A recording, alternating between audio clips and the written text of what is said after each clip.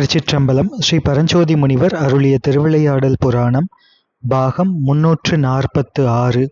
திரு ஆலவாய் காண்டம் வாதவூரடிகளுக்கு உபதேசித்த படலம் பகுதி 89.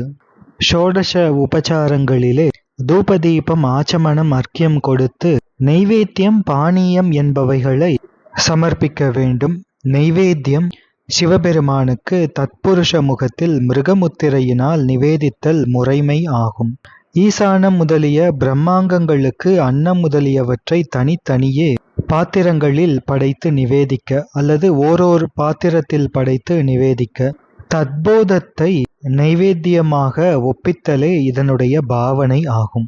அடுத்ததாக பானீயம் ஏலம், சந்தனம், பச்சை கற்பூரம், பாதிரிப்பூ, செங்கழுநீர் பூ என்பவற்றால் நிறைக்கப்பட்ட ஜலத்தை திருப்தியின் பொருட்டு கொடுத்தல் பானீயம் எனப்படும். அதற்கடுத்து முகவாசம் ஏலம், லவங்கம், பச்சை கற்பூரம், ஜாதிக்காய், தக்கோலம் என்பவற்றின் பொடியை பனி நீரோடு கூட்டிச் சேர்த்து தாம்பூலத்தை சமர்ப்பிக்க. பின்பு அர்க்கியம், தூபம், தீபம், ஆச்சமனம், அர்க்கியம் எனும் இவைகளை சமர்ப்பிக்க. அதற்கு அடுத்தபடியாக பவித்ரம், அருகு, அக்ஷதை, புஷ்பம் இவைகளை எடுத்து மூல மந்திரத்தால் உச்சரித்து பவித்ரம் சாற்றுக. இது தெய்வீகம், பௌதிகம், ஆன்மீகம் எனும் மூவகை துக்கங்களை நீக்கும் பொருட்டு ஆகும். மனோவாக்கு காயம் இறந்த இடத்தில் முன் அழியாமல் அதிஷ்டித்து நின்ற இச்சாஞான கிரியை ஆன்மா பொருந்துவதே இதன் பாவனை ஆகும். அடுத்ததாக தீப ஆராதனை. தீப ஆராதனை பற்றி நாம் ஏற்கனவே மிக விரிவாக சிந்தித்திருக்கின்றோம். அதோடு கூட செம்பஞ்சும் நிம்பபத்திரமும் திருஷ்டி தோஷ நீக்கத்தின் பொருட்டும் விபூதி மூவுலக ரட்சையின் பொருட்டும் ஆராதிக்கப்படுகின்றன. கண்ணாடியில் சிவசக்தியும் அதன் ஒளியில் சிவமும் இருப்பதால் அதனால் ஆராதித்தவர்கள் ஞானத்தை அடைந்து சிவலோகத்தில் இருப்பார்கள். குடையில் சூரிய மண்டலமும் அதன் காம்பில் சூரியனும் இருப்பதால் அதனால் ஆராதனை செய்தவர்கள் ஆக்ஞா சக்கரத்தையும் பலத்தையும் அடைவார்கள். சாமரையில் வாயுவும் அதன் காம்பில் கார்கோடகனும் இருப்பதால் அது கொண்டு பணியாற்றியவர்கள் மலத்திலிருந்து நீங்கி திருவருள் செல்வத்தை அடைவார்கள். விசிறியில் சூரியனும் காம்பில் பத்மன் எனும் சர்ப்பமும் அதிலிருந்து உண்டாகின்ற காற்றில் வாயுதேவனும் இருப்பதால் விசிறியால் பணி செய்தவர்களும் ஆலவட்டத்தினால் பணி செய்தவர்களும் சகல சுப சோபனத்தையும் தீர்காயுஷையும் அடைவார்கள். இனி அடுத்ததாக ஆராத்ரிகம். கற்பூரம் வெண்மை நிறத்தை பொருந்தி அக்னி பற்றிய விடத்தே அந்த அக்னியின் வடிவமாக விளங்கி ஓர்பற்றும் இல்லாமல் முற்றிலும் கரையப் பெற்று ஆகாசத்துடன் கலந்து அத்வைதமாய் விளங்குவது போல ஆன்மா வெண்மை நிறமான சாத்விக குணத்தை பொருந்தி ஞானாக்னி பற்றின இடத்து பசுத்தன்மை அது நீங்கி சிவத்தன்மை விளங்க பெற்று மூவகை சரீரங்களும் கரையப் பெற்று எல்லா பற்றுக்களும் கழன்று சிதாகாசத்தோடு அத்வைதமாய் பேரானந்த பெருவாழ்வு அடைதல் வேண்டும் என்ற குறிப்பை கற்பூர தீப ஆராதனை உணர்த்துகின்றது. அடுத்ததாக மிக முக்கியமான ஜப நிவேதனம். ஜபமாலையின் நாயகமணியில் சத்யாதி சக்தி பர்யந்தமாக சிவனை பூஜிப்பது போல பூஜிக்க. போககாமிகள் 108 அல்லது 54 அல்லது 27 மணிகளினால் செய்த ஜபமாலையை கீழ்நோக்கி தள்ளியும், முக்திகாமிகள் 25 மணிகளால் செய்த ஜபமாலையை மேல் நோக்கி தள்ளியும் ஜபிக்க. ஜபிக்கும் பொழுது நாயக மணியை கடவாமலும் ஜபமாலை பிறர் கண்ணுக்கு புலப்படாமல் பரிவட்டத்தால் மூடிக்கொண்டும் ஒன்றோடொன்று ஓசைப்படாமலும் சிவபெருமானுடைய திருவடிகளை மனத்தினால் தியானித்து கொண்டு ஜபிக்க. மனத்தால் ஜபித்தல் மானசம், தன் காதுக்கு மாத்திரம் கேட்கும்படி ஜபித்தல் உபாம்சு, அருகில் இருப்பவர்களுக்கும் கேட்கும்படி ஜபிப்பது வாசகம் என்று கூறப்படும். இவற்றுள் மானச ஜபமே விசேஷமுடையது. மானசம் சாத்விகத்தையும் உபாம்சு ராசதத்தையும் வாசகம் தாமசத்தையும் கொடுக்கும். மந்திரங்களுக்கு மேலாய் அனாதியாய் உள்ளது ஆகையாலும் பஞ்ச சக்திகளுக்கு இடம் ஆகையாலும் பஞ்ச கிருத்தியத்துக்கு இடம் ஆகையாலும் சிவபெருமானுடைய திருமேனியை உள்ளது ஆகையாலும் சிவனையும் சக்தியையும் ஆன்மாவையும் திரோதான சக்தியையும் மலத்தையும் குறிப்பதாலும் ஆணவத்தை நீக்கி திரோதான சக்தியை கடந்து தம்மை அறிந்து ஞானத்தை தரிசித்து சிவத்தில் கலக்கச் செய்வதாலும் ஐந்தெழுத்தினது உண்மையை அறிந்து ஜபிக்க வேண்டும். அப்படி ஸ்ரீபஞ்சாட்சரத்தின் உண்மையை அறிந்து ஜபிப்பவர்கள் சிவஞானத்தை அடைவார்கள். பதி எழுத்து முதலும் சக்தி எழுத்து இரண்டாவதும் உயிர் எழுத்து மூன்றாவதும் திரோதான எழுத்து நான்காவதும் மல எழுத்து ஐந்தாவதுமாக நிற்கும். இறுதியில் உள்ளதாகிய திரோதான மல எழுத்துக்களை முதலில் வைத்து ஜபிப்பவர்கள் போகத்தை அடைவார்கள்.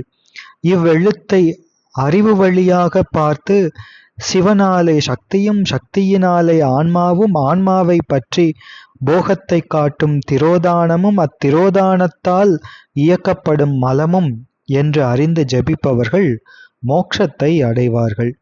ஆன்மாவோடு அனாதியே கூடியுள்ள மலத்தை பாகப்படுத்துவதற்காக திருவருள் சக்தியானது அதனொடும் திரோதமாய் மறைந்து நின்ற திரோதானத்தினின்றும் முற்சினமருவு திரோதாயி கருணையாகி என்றபடி நீக்கி அருளாய் நின்று பிரகாசித்து ஆன்மாவை சிவத்தோடு கூட்டும். பேதித்து நம்மை வளர்த்தெடுத்த பெய்வளைதன் பாதத் திறம்பாடி ஆடேலோர் எம்பாவாய் என்பது திருவாசகம் திருவெம்பாவை. நானேயோ தவம் செய்தேன் சிவாய நம எனப் பெற்றேன் என்பதும் திருவெம்பாவை. அந்தியும் நண்பகலும் 5 பதம் சொல்லி என்பது எம்பிரான் சுந்தரமூர்த்தி நாயனார் அருளிய திருவாக்கு. மூலத்தை 108 உரு ஜபித்து இடக்கையில் வைத்து அஸ்திர கவச்ச ஹிருதய மந்திரங்களாலும் ஹிருதய கவச்ச அஸ்திர மந்திரங்களாலும் மூடி ரக்ஷை அவகுண்டனம் செய்து வலக்கையில் எடுத்து அர்க்யத்துடன் உத்பவ முத்திரையினால் பூமியில் வல முழந்தாளை ஊன்றிக்கொண்டு அதிரகசியமாய் உள்ளவரும் காக்கின்றவருமாகிய பகவானே, தேவரீருடைய அனுகிரகத்தினால் எனக்கு சித்தி உண்டாதல் பொருட்டு என்னால் செய்யப்பட்ட ஜபத்தை ஏற்றுக்கொள்ளுக எனும் கருத்து அமைந்த மந்திரத்தை சொல்லி ஜபத்தை வரதஹஸ்தத்தில் சமர்ப்பிக்க வேண்டும். சர்வ குணங்களும் கழன்று மோட்சம் பெறுவதற்காக ஜப நிவேதனம் செய்யப்பட வேண்டும். ஜ என்பது பிறவி நீக்கம், ப என்பது பாப நிவாரணம். அது ஜப என்பதனுடைய அர்த்தமாகின்றது. அடுத்ததாக கண்ம சமர்ப்பணமும் ஆத்ம நிவேதனமும். சங்கரனை, புண்ணிய பாப ரூபமான அற்ப கர்மத்தை என்னால் செய்யப்பட்டிருப்பினும் அவைகளை எப்போதும் தேவரீருடைய பாத கமலத்தில் அன்பு பொருந்திய என் பொருட்டு கிருபை கூர்ந்து புசித்து நீக்கி அருளுக எனும் கருத்து அமைந்த யத்கிஞ்சித் எனும் மந்திரத்தை சொல்லி கர்மத்தையும் கொடுப்பவரும் அனுபவிப்பவரும் உலகமயமாய் உள்ளவரும் சிவமே, அவர் எல்லா பொருட்களிலும் வியாபித்துள்ளார். ஆகையால் நானும் அவரது அடிமையாகிய சிவரூபம் எனும் கருத்து அமைந்த மந்திரத்தை சொல்லி ஆத்மாவையும் சிவனுடைய வரதஹஸ்தத்திலே தத்தம் செய்க. தனியே ஹிருதய மந்திரத்தை உச்சரித்தும் நிவேதிக்கலாம். ஆன்மா ஜீவோபாதியை பொருந்தாமல் அதற்கு அதீதமாய் அலைவுற்று நின்மலமாய் உள்ள பரமசிவத்தில் சலனமற்று இருப்பதே இதன் பாவனை ஆகும். அன்றே எந்தன் ஆவியும் உடலும் உடைமையும் எல்லாமும் குன்றே அணையாய் என்னை ஆட்கொண்ட போதே கொண்டிலையோ என்பது திருவாசகம். பிரம்மாங்க மந்திரங்களையும் தசாம்சமாக ஜபித்து நிவேதிக்க வேண்டும் என்று கூறப்பட்டிருக்கின்றது. இதற்கு அடுத்தபடியாக காமிய மந்திர பூஜை அதுவும் கூறப்பட்டிருக்கின்றது. இதற்கு அடுத்தபடியாக குரு அர்ச்சனை, குருமூர்த்தியை பூஜித்து சிவனை ஆவாகித்து அர்க்கியாதிகளை கொடுத்து சக்தியோடு கூடிய வரும் அடியார்களின் ஆன்ம பிரகாசத்திற்கு காரணரும் அருட்செல்வம் உடையவருமாகிய குருவின் பாதங்களுக்கு நமஸ்காரம் என்று ஸ்தோத்திரம் செய்ய வேண்டும். இதற்கு அடுத்தபடியாக யோகபீட்டா வித்யாபீட்ட வணக்கம் என்பதனை செய்து பிரதட்சிணம் செய்ய வேண்டும்.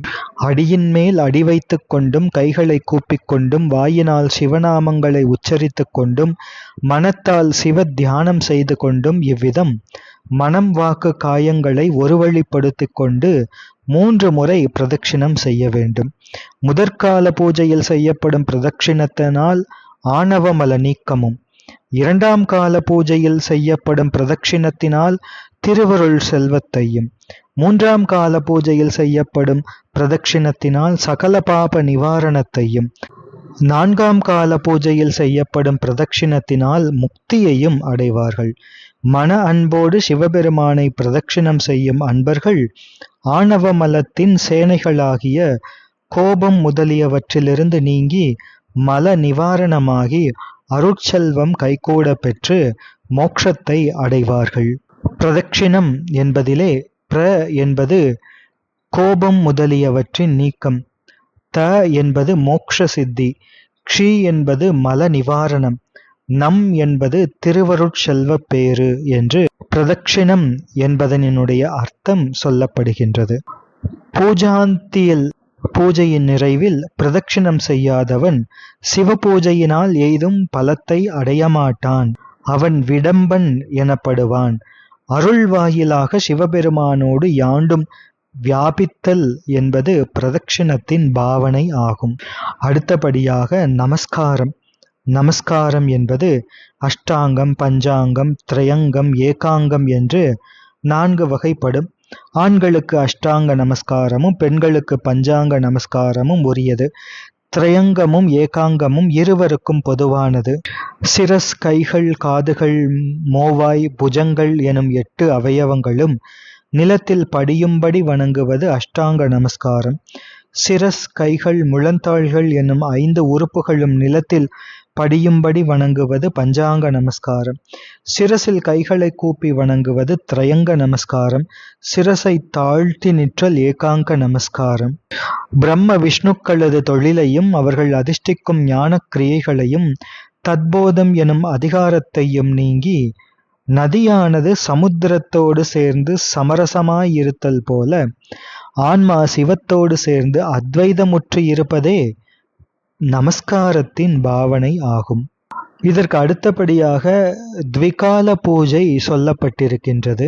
ஒரு காலத்திற்கு மேல் சிவ பூஜை செய்ய சக்தியற்றவன், அதாவது எல்லா காலங்களிலும் சிவ பூஜை செய்ய வேண்டும் ஒரு தினத்திலே, அப்படி செய்ய இயலாதவர்கள் அந்த ஒரு கால பூஜையிலே மற்றைய கால பூஜைகளையும் சேர்த்து சமர்ப்பிக்க வேண்டும் என்று அதனுடைய அந்த கிரியை முறை சொல்லப்பட்டிருக்கின்றது.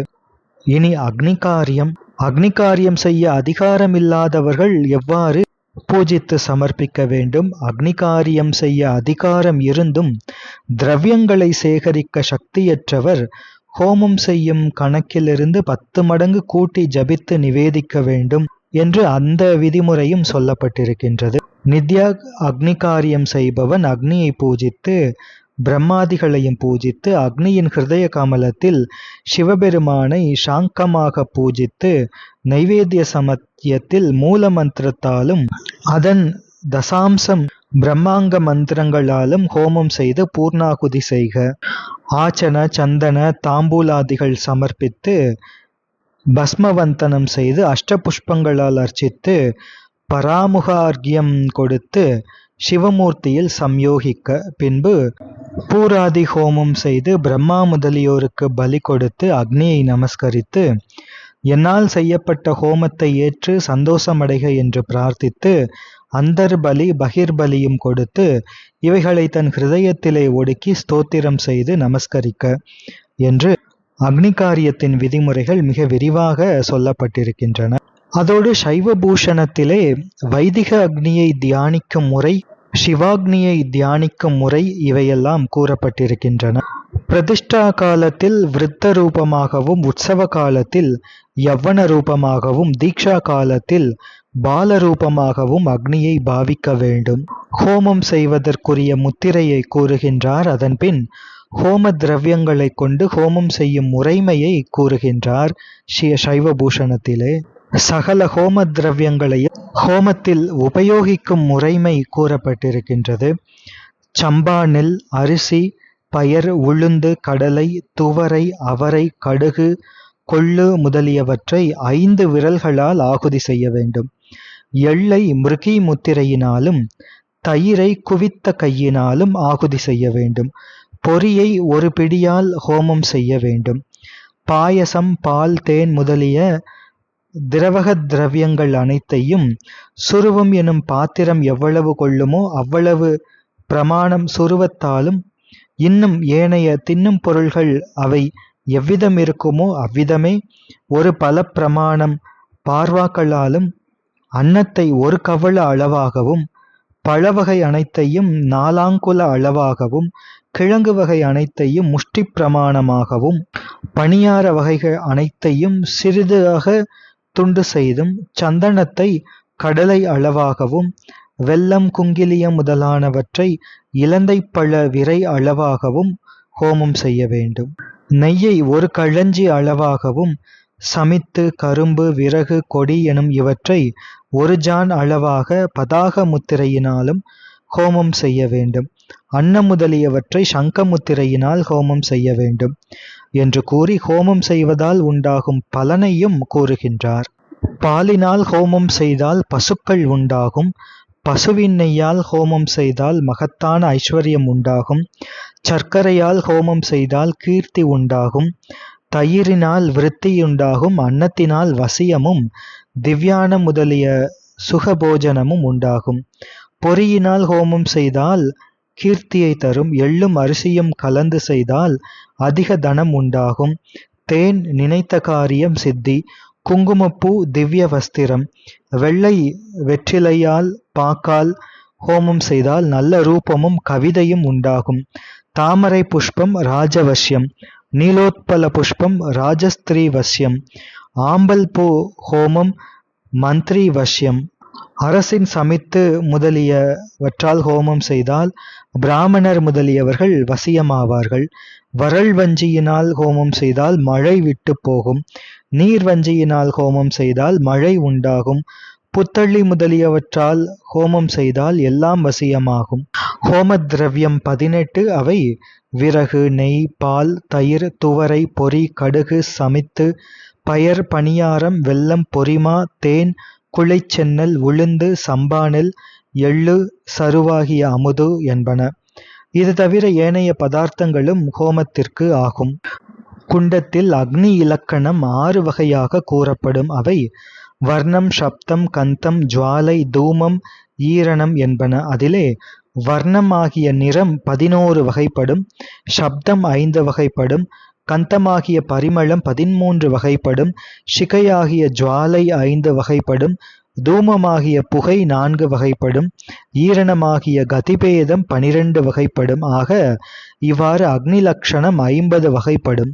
இது இன்னும் மிக விரிவாக ஆகமங்களிலே கூறப்படுகின்றன. தொடர்ந்து சிந்திப்போம். திருச்சிற்றம்பலம்.